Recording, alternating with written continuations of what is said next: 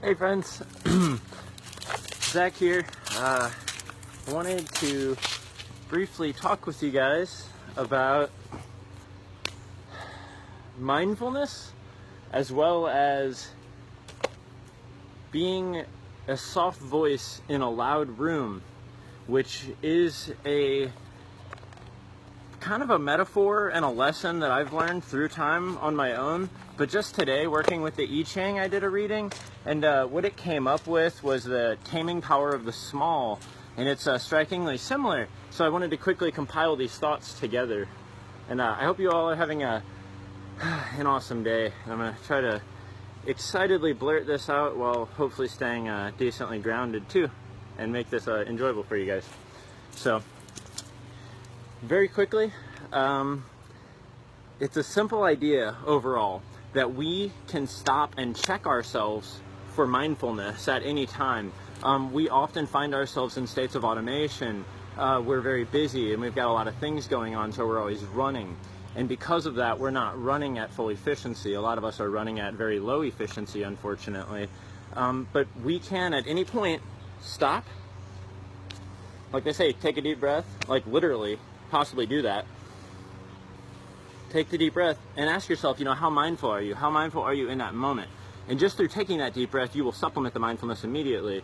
But the point is, if you are not mindful in your engagements, if you are proceeding in actions and you are not mindful, if you're not present, if you are not dedicated, if your attention is not dedicated to what you are doing, you are probably not doing what you are doing in a very efficient manner. So it is very important for us living in Babylon, as they say, to do mindfulness checks fairly regularly. So to succinctly describe what a mindfulness check looks like or is experienced as qualitatively for a perceptually bound human, it could be either a prayerfulness, a prayer state.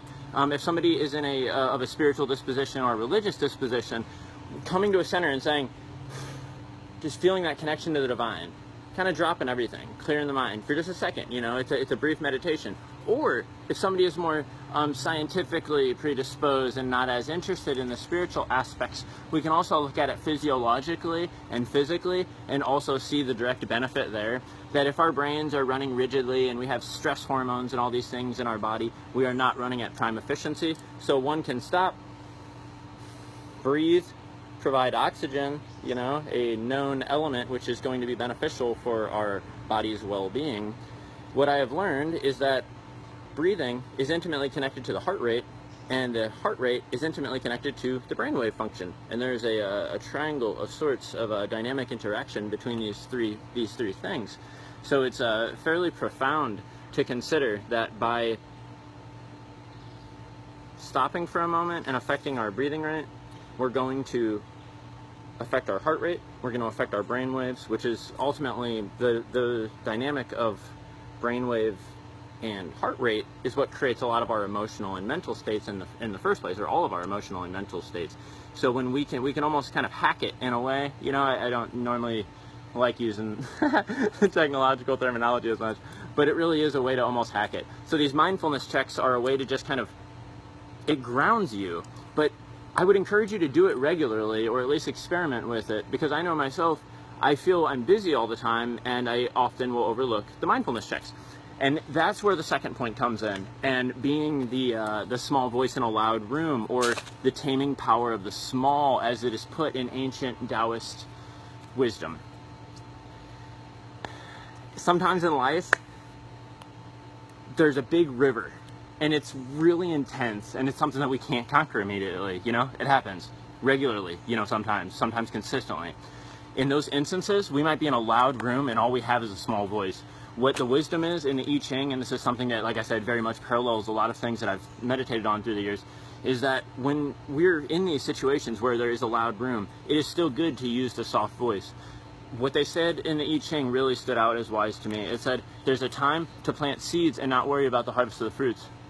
So pretty intense. When we can check ourselves and come into this mindful state, it's very grounding and relieving, because we can't change everything instantly. It's okay to be stressed. It's okay to be overwhelmed with life, but you also have the right to be mindful. You have the right to stop. and to ground yourself and to feel that selflessness and to be selfless towards yourself and towards others as well, you know? Extend that same love to yourself and let yourself relax and implement that mindfulness, because you will affect your brainwaves and your heart rate, and you are going to affect your perception of the world. And it's not that you're fabricating your perception, it's rather you're just breathing and you're becoming aware. And as you do that, you are going to have a better sense of knowing what you should be doing and what you shouldn't be doing, and you're also going to be a lot more efficient at devoting yourself to whatever activities you are engaged in. So anyhow, friends, thank you for watching. I'm sitting out in the sun and I can't see the comments or anything, so I'll look at that afterwards. But sorry if my thoughts were racing, but I think it came out pretty well. So have a good day.